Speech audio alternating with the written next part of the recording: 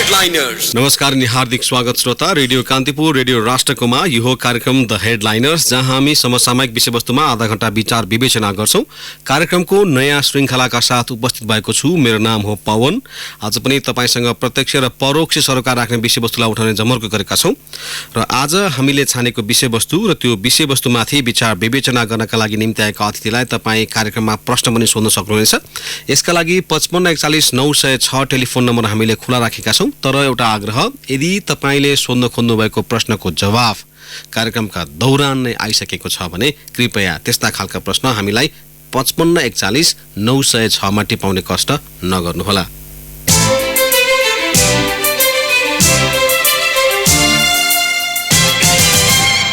त लागौं आजको विषयवस्तुतर्फ। आज हामीले छानेको विषयवस्तु रहेको छ हालै मात्र भएको राष्ट्रिय प्रजातन्त्र पार्टी तथा राष्ट्रिय प्रजातन्त्र पार्टी संयुक्त बीचमा पार्टी एकीकरण गर्ने जुन निर्णय अथवा भनौं सैद्धान्तिक सहमति भएको छ र फागुन 28 गते त्यसको औपचारिक एकीकरणको घोषणा गर्ने भनेर जानकारी गराएको छ र त्यही विषयमा किन एकीकरणको अवस्थामा आइपुग्नु पर्यो, राष्ट्रवादी शक्ति निर्माण भनेको के हो र टुटफुटको जुन राजनीतिमा राप्रपा हेलिँदै आएको थियो त्यसमा अब अहिले आएर चाहिँ यो एकीकरणको प्रयास किन गर्नु पर्यो भन्ने बारेमा आज हामी कुराकानी गर्दैछौँ र कुराकानीको लागि हाम्रो टेलिफोन सम्पर्कमा आइसक्नु भएको छ राप्रपा संयुक्त अध्यक्ष डाक्टर प्रकाश चन्द्रलौनी। डाक्टर साहब, यहाँलाई कार्यक्रममा स्वागत छ। धन्यवाद। यो अब यहाँहरूको एकीकरण चाहिँ अहिलेको वर्तमान राजनीतिक परिस्थितिको जुन खालको तरल राजनीति देखिएको छ अहिले, त्यसको उपज हो कि आवश्यकता हो? आवश्यकता हो, किनभने अहिले जुन किसिमबाट यो विगत केही वर्षदेखि देशको राजनीतिक क्रियाकलाप, आर्थिक क्रियाकलापहरू जसरी गइरहेको छ त्यो हेर्दाखेरि हाम्रो देश सङ्कटमा जाने देखिएको छ। सङ्कटमा यो मानेमा कि देशमा भ्रष्टाचार एउटा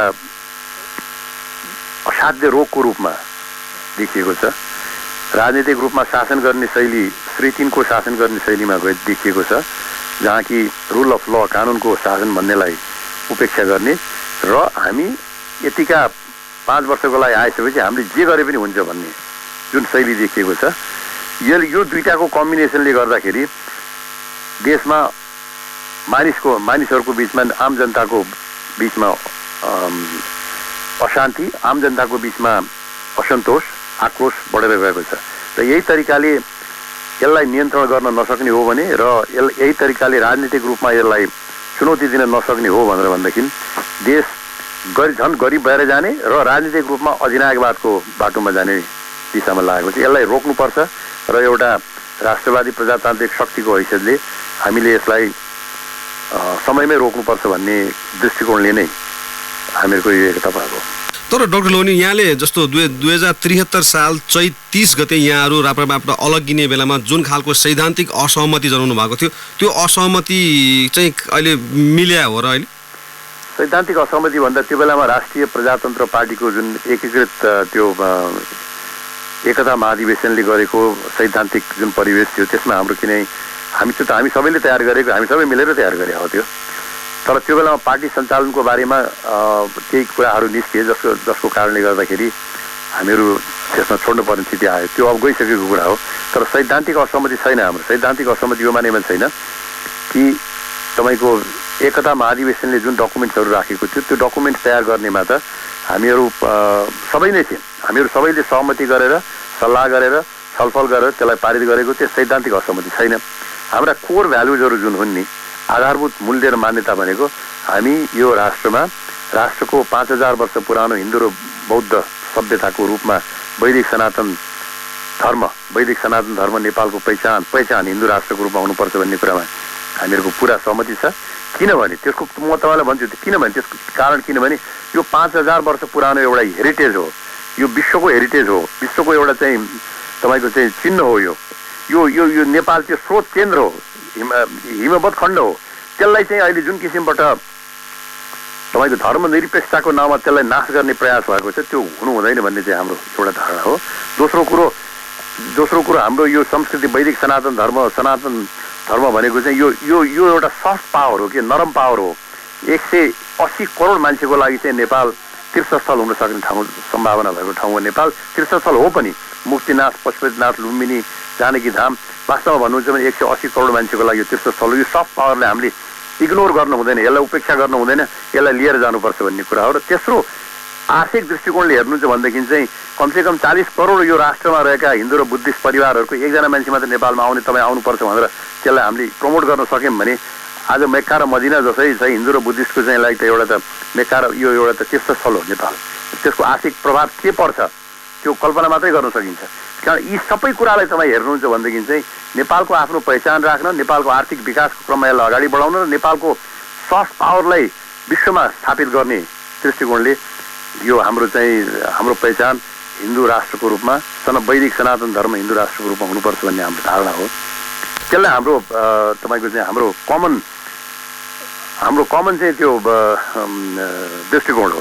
त्यसै हजुर, तर तपाईँले त्यसो भने डाक्टर लोहनी, अब यो यति समयसम्म लामो समयसम्म चाहिँ वार्ता चलिरहनुको पछाडि अथवा यो एकीकरणलाई मूर्त रूप दिने कुरामा चाहिँ जुन खालको हिजो सहमति भयो अस्ति बेलुकी त्यसको चाहिँ त्यसमा चाहिँ अब धर्मनिरपेक्षतामा र गणतन्त्रमा तपाईँहरू अलिक नजिक हुनुभएको र कमल थापाले नेतृत्व गरेको राप्रपा चाहिँ त्यसमा अलिक रिजिड भएर यो अलि यहाँसम्म आइपुग्न अलिक समय लाग्यो भनेर विश्लेषण पनि विभिन्न कोणबाट भइरहेका छन्। होइन, त्यो पनि होइन तपाईँ, किनभने यो जुन कोर भ्यालुज हो नि त्यो त राष्ट्रिय प्रजातन्त्र पार्टी राष्ट्रवादी जुन मैले नेतृत्व गरेको थिएँ र राष्ट्रिय प्रजातन्त्र पार्टी प्रजातान्त्रिक जुन पशु शमशेरजीले नेतृत्व गर्नुभएको थियो त्यो हामी एक हुँदाखेरि पनि हाम्रो यो भ्यालुजमा त हाम्रो त्यो बेलाको सम्झौता पत्रमा पनि यही कुराहरू लेखिएको छ। त्यो बेलाको लेखिएको हामी बिचको लेखिएको सम्झौता पत्र र अहिलेमा केही फरक छैन। त्यसकारण हाम्रो कोर भ्यालुजहरूमा केही पनि फरक छैन। यो कोही टाढा र कोही नजिक हुनुपर्ने कुरा पनि होइन। अर्को हाम्रो भ्यालुज पनि छ, त्यो अर्को हाम्रो भ्यालुज पनि हामी बडो प्रश्न छौँ के भने यो अहिलेको 21औं शताब्दीमा शासक भनेका जनता नै हुन्, सार्वभौमिकता जनताको हो, शासन गर्ने जनताको हो। यो आफ्नो ठाउँमा यसलाई हामीले यो दृष्टिकोण र यो अधिकार यो हामीले यसले बढाएर लैजानुपर्छ भने नेपालमा हिमाल पहाड मधेस सबैमालाई एउटा कमन संस्थाको रूपमा एउटा तपाईँको चाहिँ जस्तो चाहिँ थाइल्यान्डमा का राजा छन्, जस्तो चाहिँ बेलायतका राजा छन्, जस्तो जापानका राजा छन्, जस्तो चाहिँ तपाईँको स्विडेनका राजा छन्, एउटा निष्पक्ष र मनोवैज्ञानिक रूपमा सबैलाई सुरक्षाको अनुभूति दिने आलङ्कारिक रूपमा नै किन नहोस् राष्ट्र संस्था नेपालको आजको परिवेशमा, नेपालको आजको सामाजिक विकासको परिवेशमा राष्ट्र संस्थाको उपस्थिति चाहिँ आवश्यक छ भन्ने कुरामा पनि हामीहरू सबैको सहमति छ। एउटा कुरा यो संयोग मात्र हुनसक्छ डाक्टर लोहनी, साझा पार्टीले पनि धर्मनिरपेक्षता र गणतन्त्रका बारेमा जनमत सगरमा जानुपर्छ भनेर चाहिँ विज्ञप्ति निकाल्नु, अब भारतको दिल्लीमा चाहिँ धार्मिक दङ्गा हुनु र यहाँहरूले चाहिँ यो पार्टी एकीकरण गर्नुको यो संयोग मात्रै हो कि के हो? यो होइन, संयोग यो तपाईँको संयोग के पनि होइन। हामीले यो पार्टी एकीकरणको कुरा धेरै पहिलेदेखि चलेको हो। अघि साझा पार्टीको के छ मैले उहाँहरूको हेर्न पाएको छैन, त्यो दिशामा उहाँहरू जानुभएको छ भने त्यो पनि हामीले सकारात्मक रूपमा लिन्छौँ।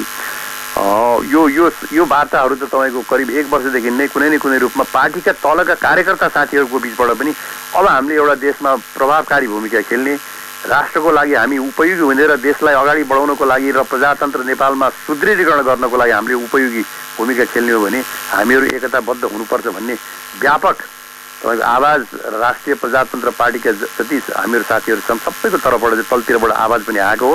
त्यसैको परिवेशमा कुराकानी पनि भइरहेको थियो र अहिले आएर यस्तो एउटा निचोडमा हामी पुग्यौँ। यो पहिला चुनावमा चाहिँ यहाँहरूले बृहत लोकतान्त्रिक शक्ति निर्माण गर्ने भन्नुभएको थियो, अब अहिले चाहिँ यो राष्ट्रिय राष्ट्रवादी प्रजातान्त्रिक शक्ति भनेर भन्नुभएको छ, के हो यो? त्यो हामीले जे भनेको थियौँ त्यसको औचित्य अहिले पनि छ। बृहत राष्ट्रवादी प्रजातान्त्रिक शक्ति के राष्ट्रवादी प्रजातान्त्रिक शक्तिको रूपमा हामी छौँ भने अहिले शासन गर्ने नेपालमा कम्युनिस्ट पार्टी छ। नेपालमा कम्युनिस्ट पार्टी, त्यसको शासनको बारेमा तपाईँले प्रश्न सोध्नु भने म भन्दै जाउँ होला। जुन तरिकाले देशलाई अधोगतिमा जान लगिरहेको छ त्यसलाई नियन्त्रण गर्ने हो र नेपालमा शान्तिपूर्ण तरिकाले प्रजातन्त्र र विकासलाई पर्यायवाची रूपमा नेपालमा अगाडि लैजाने हो भनेदेखि तपाईँको चाहिँ गैर साम्यवादी शक्तिहरू जसले आफूले साम्यवादी भनेर शासनमा अहिले बसेका छन्, कम्युनिस्ट भनेर बसेका छन्, गैर साम्यवादी राष्ट्रवादी र प्रजातान्त्रिक सबै शक्तिहरूको बिचमा बृहत एकता चुनावी एकता तपाईँको चाहिँ जनतामा जाने कुरामा बृहत एकता भएर हामीहरू गयौँ भनेर भनेदेखि नेपालको राजनीतिमा सन्तुलन आउँछ, सन्तुलन र नियन्त्रण नेपालको राजनीतिमा आउँछ, जुन अहिले खुस्किँदै गएको छ। यो यहाँहरूले चाहिँ प्रेस विज्ञप्तिमा पनि अस्ति राति नै जारी गर्नुभएको प्रेस विज्ञप्तिमा के लेख्नु भएको छ भने यो जनताको लागि केही नगर्ने तर सानो समूहको स्वार्थको लागि भ्रष्टाचारमा अहिले चाहिँ प्रमुख दलहरू चुर्लुमो डुबेका छन् र यही परिस्थितिमा चाहिँ प्रमुख प्रतिपक्षी दल पनि प्रभावित भएको कारणले गर्दाखेरि यो शक्ति निर्माण गर्नु पर्यो भनेको तपाईँहरूको त्यो जुन यहाँले भने जस्तो राष्ट्रवादी प्रजातान्त्रिक शक्तिमा चाहिँ यो प्रमुख प्रतिपक्षी दल अटाउँदैन? होइन, उहाँहरूको पनि यो त तपाईँको के भनेदेखि प्रमुख प्रतिपक्षी दल त आफ्नो ठाउँमा छ। हाम्रो एसेसमेन्ट जस्तै जुन तरिकाले एउटा चाहिँ सशक्त जानु पर्थ्यो होला, तपाईँको सत्तामा बसेकाहरूले गरेका क्रियाकलापको विश्लेषण गरेर त्यसको बारेमा जुन तरिकाले सशक्त प्रतिपक्षको रूपमा जानु पर्थ्यो होला, सायद के कारणले हो उहाँहरू भलादमी नै भएर बस्नु भएको छ, अहिले अघि जान सक्नु भएको छैन। यो चाहिँ देशको लागि चाहिँ खतरा हो। यो चाहिँ देशको लागि किनभने ऊ एउटा थियो नि एब्सोल्युट पावर करप्ट्स एब्सोल्युटली भनेको जस्तो तपाईँको प्रतिरोध गर्ने शक्तिको उपयोग, राज्य शक्ति पनि बढेर जानुपर्छ, तर त्यसको दुरुपयोग हुनलाई खोज्यो भनेदेखि त्यसको प्रतिरोध गर्ने शक्ति पनि त्यत्तिकै सशक्त भएर जानुपर्छ।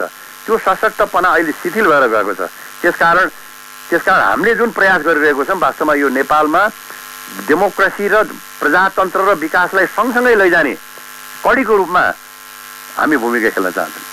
अब डाक्टर लोनी, यहाँले अब अलि त्यो संशय प्रकट गर्नु खतरा छ, त्यो प्रमुख प्रतिपक्ष पनि चुप्लाएर बस्छ अथवा मतियार हुनु खतरा छ भनेर भन्दाखेरि सत्तारूढ दलकै केही नेताहरू जो अँध्यारो कोठामा बसेर अनेक खालका चाहिँ संविधान सभाबाट प्राप्त उपलब्धिहरू, संविधानमै लेखेका उपलब्धिहरूमाथि चाहिँ धावा बोल्न खोज्ने शक्तिहरूमा चाहिँ बाट झन् बढी खतरा छ लोकतन्त्रलाई भनेर भनिरहेछन्। फेरि वास्तवमा अहिले सबभन्दा ठुलो खतरा लोकतन्त्रलाई प्रजातन्त्रलाई छ भनेदेखि चाहिँ अहिले सबभन्दा ठुलो खतरा कोही छ भने सत्तामा बसेर भ्रष्टाचारलाई जीवन पद्धति बनाएर यो सबै राज्य सत्तालाई नै, सबै राज्यलाई नै तपाईँको भ्रष्टाचारमा अगाडि लैजाने जुन प्रवृत्ति देखिएको छ, देशको सबभन्दा ठुलो तपाईँको चाहिँ अहिले खतरा भनेको त्यही हो। त्यो प्रतिगमन हो। देशमा अहिले जसरी भ्रष्टाचार व्यापक रूपमा बढेर गएको छ र बजेट भनेको एउटा सत्तामा बस्नेहरूको हचुवामा चाहिँ तपाईँको साधन स्रोतको दुरुपयोग गर्ने एउटा इन्स्ट्रुमेन्टको रूपमा अहिले अगाडि बढेको छ। त्यो नै सबभन्दा ठुलो अहिले प्रतिगमन हो। अहिले त्यसैले त हामीले त देख्दाखेरि त के भने अहिले प्रजातन्त्रको आडमा सत्तामा बसेकाहरू सबभन्दा प्रतिगमनकारीको रूपमा अहिले देखिरहेका छन्।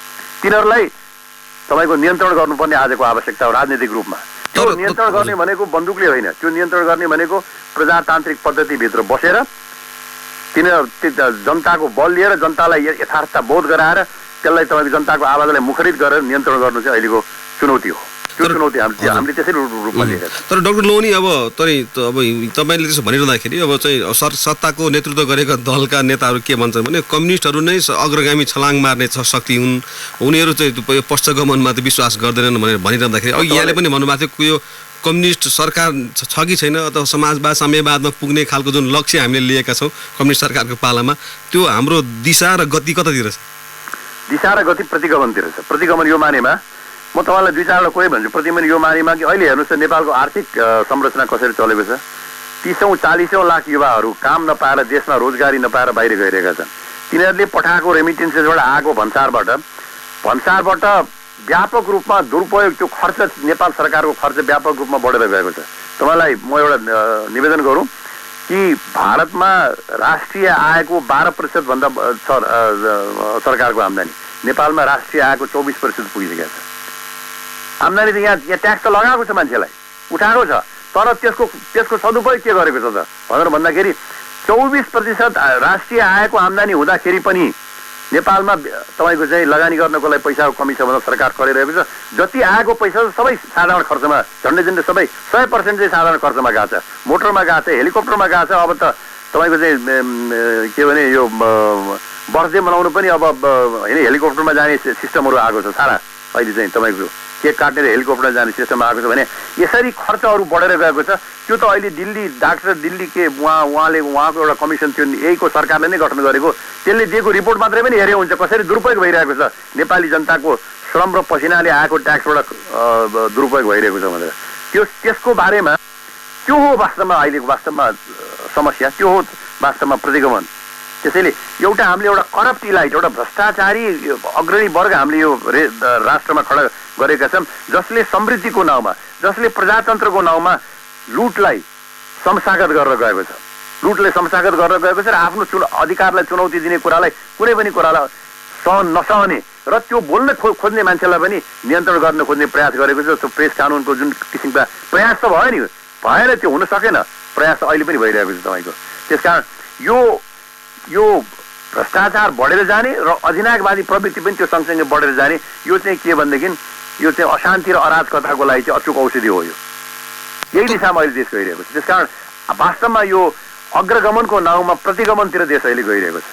अब डाक्टर लोहनी जस्तो यहाँले भनिदिनुहोस् न, अब के अरे यो प्रमुख प्रतिपक्षी दल पनि यहाँले भने जस्तो अब चुपचाप बसिरहेको अथवा केही सामर्थ्य नभए जस्तो देखिरहेछ, अनि सरकार झन्डै 2/3 सरकार छ। अब त्यस्तो हुँदाखेरि यहाँहरूको एकीकरणले यो चाहिँ के तात्विक असर गर्छ त? अथवा गर्छ, किनभने मान्छेले फिल गरिराखेका छन्। यो तपाईँ जहाँ जानुहोस् तपाईँहरूलाई त अझ हामीभन्दा थाहा होला, मान्छेमा पुगिराखेको छैन, जनतामा सेवा पुगिराखेको छैन। मान्छेले आफूलाई चाहिँ चिट भएको, जसरी आफ्ना श्रम पसिना र मेहनतहरूको दुरुपयोग भएको महसुस गरिरहेका छन् अहिले मान्छेले। त्यो कुरालाई सङ्गठित रूपमा राजनीतिक दलको काम भनेको पनि त्यही हो। त्यस्ता आवाजहरूलाई, त्यस्ता पीडाहरूलाई, त्यस्ता व्यथाहरूलाई त्यसलाई बोकेर सङ्गठित रूपमा बाहिर निकाल्ने, संविधानको परिधिभित्र बाहिर निकालेर त्यसमा करेक्सन गर्न खोज्ने नै त्यो राजनीतिक दलको सकारात्मक भूमिका भनेको त्यही हो।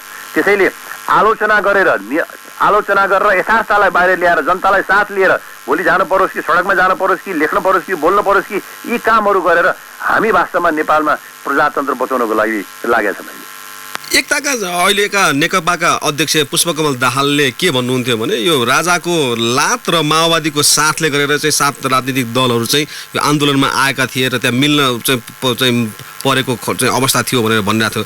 तपाईँहरूलाई पनि त्यो साथ र लात कतैबाट आएको छ एकीकरणको लागि? होइन, कसैको खास पनि होइन, लास पनि होइन। तपाईँको हामीलाई चाहिँ जनताको आवाज र जनताको आवाज अहिले देशमा जुन किसिमको दुरुपयोग, जुन किसिमको भ्रष्टाचार, जुन किसिमको कानुनी राज्यको रूपमा कानुनको उपहास देखिरहेको छ, यो कुराहरूले गर्दाखेरि यो देशमा बसेको हामी चाहिँ यो देशका नागरिक, यो देशलाई उन्नतिमा लैजानुपर्छ भन्ने दृढता लिएर बसेका हामीहरूले गर्नुपर्छ। हामीले यो बेलामा बोल्नुपर्छ, हामीले सङ्गठित हुनुपर्छ, हामीले आवाज उठाउनुपर्छ, राजनीतिक रूपमा त्यसलाई हामीले बाहिर ल्याउनुपर्छ भन्ने दृष्टिकोणले आफ्नो कर्तव्य पुरा गर्दैछौँ हामीहरू। म तपाईँलाई एउटा कुरा भन्छु ल, कानुनकै शासन भन्नुहोस् त, त्यो ललिता निवास काण्डमा 2टा मान्छेले चाहिँ अख्तियार दुरुपयोगबाट सुविधा पाउने, उनीहरूले जमिन फिर्ता गरेपछि कानुन उनीहरूलाई नलाग्ने, अरू सबैले चाहिँ लाग्ने।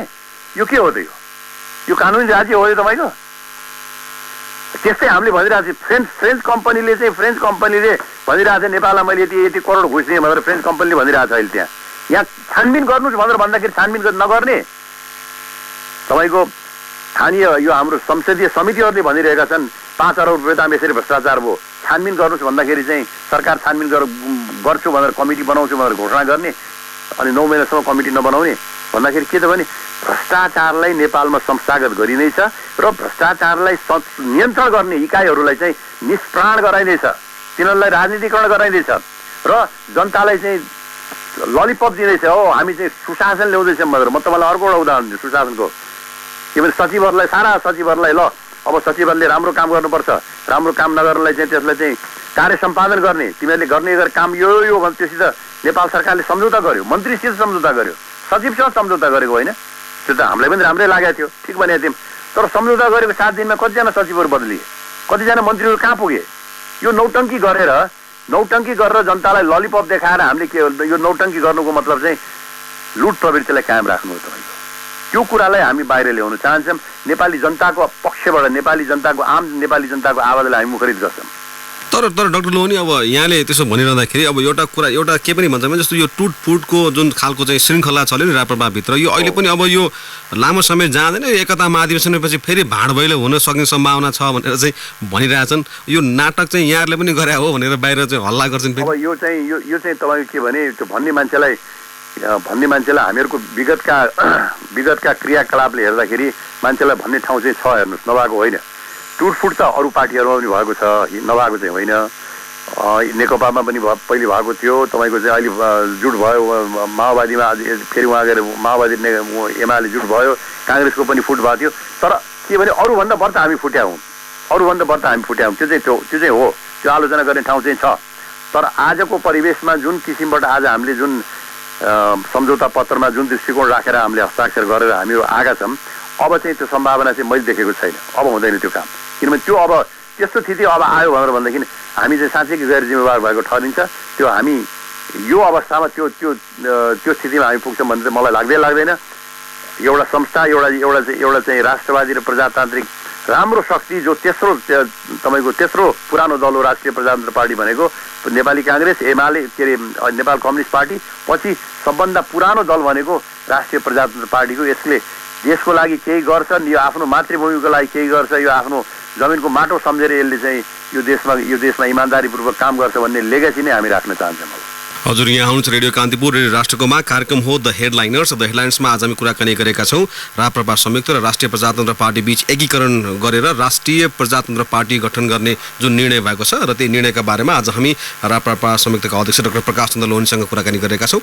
यतिखेर ब्रेक लिनुपर्ने बेला भएको छ। ब्रेकपछि म श्रोताका जिज्ञासा लिएर आउनेछु र टेलिफोन सम्पर्कमा रहनुभएका डाक्टर लोहनीलाई म टेलिफोन सम्पर्कमा रहेर अनुरोध गर्छु। अहिलेलाई ब्रेकको पालो। ब्रेकपछि पुनः स्वागत छ। यहाँ हुनुहुन्छ रेडियो कान्तिपुर रेडियो राष्ट्रकोमा कार्यक्रम हो द हेडलाइनर्स र द हेडलाइन्समा आज हामी राप्रपा संयुक्त र राष्ट्रिय प्रजातन्त्र पार्टी बीचको एकीकरणको प्रसङ्गलाई उठाइरहेका छौँ र टेलिफोन सम्पर्कमा हुनुहुन्छ राप्रपा संयुक्तका अध्यक्ष डाक्टर प्रकाश चन्द्र लोहनी। डाक्टर साहब, यहाँलाई पुनः स्वागत छ कार्यक्रममा। धन्यवाद।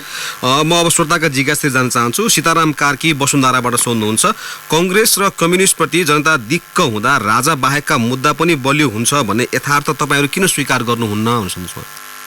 के भनेको एकताली फेरि भनिदिनुहोस् त। भने राजा बाहेकको मुद्दा पनि बलियो हुन्छ, राजा नै चाहिन्छ भन्ने कुरा होइन भन्ने। हामीले राजा हेर्नुहोस्, एउटा कुरो के, हामीले राजतन्त्र पनि भनेको छैन, राजा पनि भनेको छैन, हामीले राज संस्था भनेको छ। संस्था भनेको कुरो जस्तो डेमोक्रेसी भनेको के हो? डेमोक्रेसी भनेको पनि एउटा डेमोक्रेसी एउटा सिद्धान्त हो, तपाईँको परिपाटी हो र डेमोक्रेसीमा संस्थाहरू पनि हुन्छन्। त्यसैले त्यहाँ कुनै व्यक्तिसित सम्बन्धित कुरा होइन। राज संस्था नेपालको आजको परिवेशमा नेपालीको यो विविधता जुन छ, नेपाली यो एउटा यस्तो संस्था हो 250 वर्षदेखि रहेको छ र यसलाई पहाड हिमाल तराई जहाँ गए पनि जनताले नमस्कार गर्छन्, एउटा सम्मानले नमस्कार गर्छन्।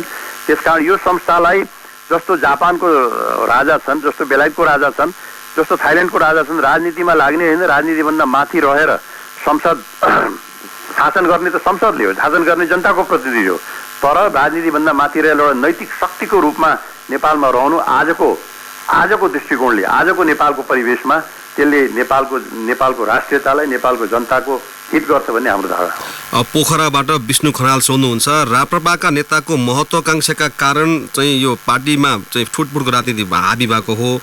अब अर्को चुनावसम्म पनि तपाईँहरू एकै भएर जानुहुन्छ भन्ने आधार चाहिँ के छ भन्छ? अर्को चुनावसम्म एकै भएर जाने भन्ने आधार हेर्नु, संसारमा तपाईँको चाहिँ 4 वर्षपछि के हुन्छ भनेर कसैले केही भन्न सक्दैन। तर एउटा कुरो म तपाईँलाई के भन्छु भने कि देशको आजको जुन समस्या छ त्यसलाई समाधान गर्नको लागि, त्यसमा समाधान गर्न योगदान गर्नको लागि राजनीतिक शक्ति नबनाइकन राजनीतिक रूपमा दृष्टिकोणले, सिद्धान्त र व्यवहारमा दृष्टिकोणले एक नभइकन सम्भव छैन। त्यसैले त्यो योगदान गर्न हामी लागेका छौँ र त्यो परिवेशमा व्यक्ति होइन, पार्टी होइन, देशलाई सम्झेर हामी एक भएर अगाडि जान्छौँ। रूपन्देहीबाट डोलराज पराजुली सोध्नुहुन्छ, तपाईँहरूले जनमत आफ्नो पक्षमा किन पार्न नसक्नु भएको, अघिल्लो निर्वाचनमा चाहिँ कहाँ गल्ती भयो भन्ने ठान्नुहुन्छ भनेर सोध्नुहुन्छ? यथार्थ के भने राष्ट्रिय प्रजातन्त्र पार्टीको यो राष्ट्रव्यापी सङ्गठन छ, अहिले पनि छ, राष्ट्रव्यापी रूपमा यसलाई समर्थन गर्ने मान्छे देशभरि नै छन्, 77 जिल्लामा छन्। तर बिचमा हामीहरू जब 3टा भएर फुट्यौँ त्यो बेलामा मान्छेको मनमा के भने तिनीहरू 3टा भएर फुटिसकेपछि तिमीलाई दिएर के काम, तिमीहरू हार्ने त हो। र एउटा साइकोलोजी के हुन्छ भने मान्छेको हार्नेलाई किन दिने भनेर हाम्रै साथीहरूले पनि राष्ट्रिय प्रजातन्त्र पार्टीका साथीहरू थुप्रै लाखौँ लाख साथीहरूले कि त काङ्ग्रेसलाई दिए कि त कम्युनिस्टलाई दिए। अब आजको एकताको परिवेशमा त्यो शक्ति अब एक भएर आउँछ तपाईँको, र त्यो शक्ति अब आउँदो चुनावहरूमा देखिन्छ। अम्बिका प्रसाद कोइराला मोरङबाट सोध्नुहुन्छ, धार्मिक स्वतन्त्रताको पक्षमा जनता छन्, अब यो समयमा हिन्दूवादी राजनीति गर्न सुहाउला र भनेर सोध्नुहुन्छ? तपाईँले एउटा के भन्नुहुन्छ भने हिन्दूवादी र हिन्दू पहिचानमा फरक छ के तपाईँको? हामी के भने नेपाल यो हिमवत् खण्ड हो, नेपाल हिन्दू र बौद्ध धर्मको स्रोत केन्द्र हो। त्यसको यथार्थतालाई हामी चाहिँ बिर्सनु हुँदैन। त्यसैले नेपालको पहिचान, यहाँको जिन्दगी, यहाँको शासन त सिभिल ल आफ्नो कोडबाटै जाने हो, कानुनबाट जाने हो, सिभिल लबाट जाने हो। तर हाम्रो पहिचान 5000 वर्ष पुरानो यो पहिचानलाई चाहिँ हामीले छोड्नु हुँदैन। त्यो पहिचानलाई चाहिँ लिएर जाँदाखेरि नेपाललाई फाइदा छ, त्यो पहिचानलाई लिएर जाँदाखेरि राष्ट्रलाई हित छ र संसारमा चाहिँ हाम्रो उपस्थिति जनाउनको लागि पनि काम लाग्छ। त्यो दृष्टिकोणले हामीहरूले नेपालको पहिचान, यो हिन्दू पहिचान छोड्नु हुँदैन भने हो तपाईँको। हिन्दू पहिचान छोड्नु पनि हुँदैन र हिन्दू पहिचानलाई छोडेर धर्मनिरपेक्षताको नाउँमा जुन किसिमबाट तपाईँको विदेशी धर्मावलम्बीहरूलाई बोलाएर त्यसलाई चाहिँ स्वागत गर्न प्रधानमन्त्री सम्मको, सम्मान्य प्रधानमन्त्री सम्मको मान्छे चोल्टी होटलमा गएर 3 दिन 4 दिन बसेर एउटा विदेशी धर्मलाई प्रोत्साहन गर्ने, धर्मनिरपेक्षताको नाउँमा अर्को धर्मलाई प्रोत्साहन गर्ने जुन राज्यबाट क्रियाकलाप देखियो, त्यो चाहिँ निन्दनीय हो र यस्ता क्रियाकलापहरू रोकिनुपर्छ, हाम्रो पहिचान कायम हुनुपर्छ भन्ने हाम्रो धारणा हो। झापाबाट बलभद्र भट्टराई सोध्नुहुन्छ, भ्रष्टाचार र व्यथितिमा लिप्त नेता र भ्रष्टाचारका लागि आत्तिएका जनताको इच्छा चाहिँ अब कहिले पुरा हुन्छ, तपाईँहरूबाट पनि के आश गर्न सकिन्छ भनेर सोध्नुहुन्छ? हामीले त भन्ने छौँ, हेर्नुहोस्, भ्रष्टाचारको विरुद्धमा हामीले आवाज उठाएको छौँ र हामीले भने पनि छौँ कि हामी तयार छौँ भोलि एउटा कमिसन गठन होस्, राष्ट्रिय कमिसन गठन होस् र अहिलेका नेताहरूको सम्पत्ति, कसको सम्पत्ति कहाँ, तपाईँले कति पैसा कहाँबाट कसरी ल्याउनु हो भनेर छानबिन होस्।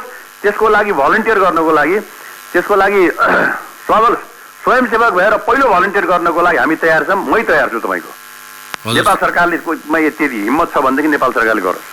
सङ्खुवा सभाबाट नेपाल विश्वकर्मा सोध्नुहुन्छ, अहिले पनि छुवाछुत कायमै छ, अब तपाईँहरूले भने जस्तो हिन्दू राष्ट्र कायम हुने हो भने छुवाछुत कायमै राख्ने कि नराख्ने भनेर सोध्नुहुन्छ? यो तपाईँले एकदम प्रश्न सोध्नुभयो, मलाई धन्यवाद पनि छ। हिन्दू संस्कृतिमा, हिन्दूमा कहीँ पनि छुवाछुत छैन। वसुधैव कुटुम्बकम, यो संसारमा सबै मानिस नै हामी एक अर्काको दाजुभाइ भन्ने धर्म हो। यो त्यति उदार धर्म हो। बिचमा यो धर्मको नाममा आएका विकृतिहरू, यो छुवाछुत भनेको त यो त एउटा कलङ्क हो। यो कलङ्कलाई यो हिन्दू धर्मकैमा अडेर, हिन्दू धर्मकै नाममा, पहिचानमा यो कलङ्कलाई त हामीले त नाश गर्नुपर्छ। त्यसको लागि हामी प्रतिबद्ध छौँ र त्यसको लागि त्यो एउटा छुवाछुतमा परेका मान्छेको मात्रै समस्या होइन, यो सबै नेपालीको समस्या हो र यसलाई अन्त्य नगरेसम्म हामी सबै पनि हुँदैन। हजुर, डाक्टर लक्लोनी, आजको लागि हाम्रो कार्यक्रमको निर्धारित समय लगभग समाप्त भएको छ। समय उपलब्ध गरिदिनुभएकोमा यहाँलाई धेरै धन्यवाद र फागु पूर्णिमाको यहाँलाई हार्दिक शुभकामना पनि। मेरो पनि शुभकामना सबैलाई। हस्, उहाँ हुनुहुन्थ्यो डाक्टर प्रकाश चन्द्र लोहनी, अध्यक्ष राप्रपा संयुक्त। र आज हामीले राप्रपा संयुक्त र राष्ट्रिय प्रजातन्त्र पार्टी राप्रपा बीच एकीकरण भएर बन्न लागेको नयाँ राप्रपाको अब कसरी अगाडि बढ्छ, अब देश टुटफुटको राजनीति जुन राप्रपामा देखिएको थियो त्यसको श्रृङ्खला कसरी अन्त्य हुन्छ भन्ने बारेमा कुराकानी गऱ्यौँ। भोलि नयाँ विषय र प्रसङ्गका साथमा पुनः आउने नै छौँ। तबसम्मका लागि रेडियो कान्तिपुर न्युज डेस्कका सम्पूर्ण सहकर्मीसहित म पवनलाई पनि बिदा दिनुहोस्। नमस्कार। सूचना र मनोरञ्जनको संवाहक रेडियो राष्ट्रको रेडियो कान्तिपुर।